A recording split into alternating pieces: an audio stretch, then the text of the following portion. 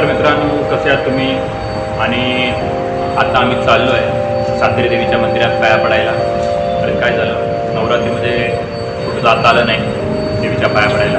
तर आज म्हटलं वेळ काढून आपण जाऊया सातेरी मंदिरात. इथं जवळच आहे मंदिर आमच्यापासून. तर आम्ही आता चाललो आहे सहकुटुंब. तर चला मग, आता बाकीची मंडळी येते आणि मिसेस आणि मुली येत आहेत. आता तयारी करून खाली आलो आहे. आता आम्ही जाणार आहे. तर चला मग.